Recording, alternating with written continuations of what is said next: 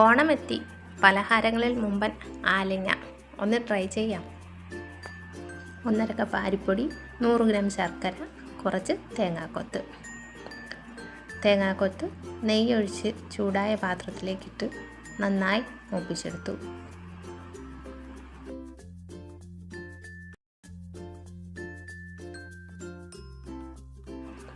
ചുവന്നു തുടങ്ങിയ തേങ്ങാക്കൊത്തിനെ നെയ്യോടുകൂടി അരിപ്പൊടിയിലേക്ക് ഒഴിച്ചു.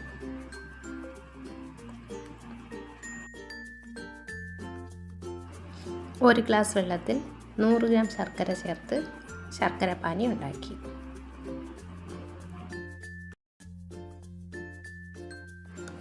മറ്റൊരു പാത്രത്തിലേക്ക് അരിച്ചൊഴിച്ചു. ശർക്കരയിലുള്ള അഴുക്കും പൊടിയും തങ്ങി നിൽക്കുന്നതിനായിട്ട് അരിപ്പ ഉപയോഗിച്ചു.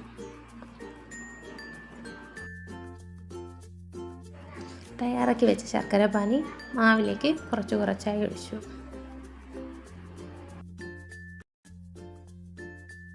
മണത്തിനും രുചിക്കുമായി 5 ഏലക്ക ചേർത്തു. മാവ് ഇടിയപ്പത്തിൻ്റെ പരുവത്തിന് കുഴച്ചെടുത്തു. അരമണിക്കൂർ റെസ്റ്റ് ചെയ്യാൻ വെച്ച മാവിനെ ചെറിയ ഉരുളകളാക്കി ഉരുട്ടി എടുത്തു.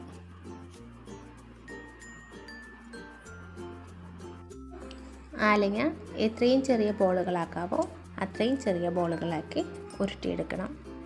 എണ്ണയിലിടുമ്പോൾ ഇവയ്ക്ക് വലിപ്പം കൂടും. കുഴച്ച് വെച്ച മാവെല്ലാം ഉരുട്ടി ബോളുകളാക്കി മാറ്റി.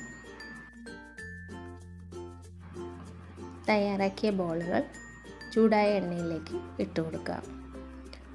തീ കുറഞ്ഞിരിക്കാൻ ശ്രദ്ധിക്കണം. ലോ ഫ്ലെയിമിൽ വേണം ഫ്രൈ ചെയ്ത് കോരുന്നതിനായിട്ട്. ഹൈ ഫ്ലെയിം ഇട്ട് കഴിഞ്ഞാൽ പുറം ഭാഗം മാത്രമേ ഫ്രൈ ആവുകയുള്ളൂ. ഉള്ളിലേക്ക് ചൂട് കടക്കുകയോ പാകമാവുകയോ ഇല്ല.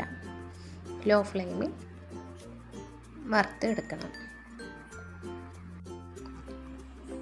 ഏകദേശം പാകമായിട്ടുണ്ട്. കുറച്ചും കൂടി നല്ല കളറായതിനു ശേഷം വറുത്ത് കോരാവുന്നതാണ്. ആലിങ്ങ നന്നായി മൂത്ത് അതിൻ്റെ കളറ് മാറി നല്ല ബ്രൗൺ കളറിലേക്ക് മാറിയിട്ടുണ്ട്. ഇതിനെ കോരി മാറ്റാം.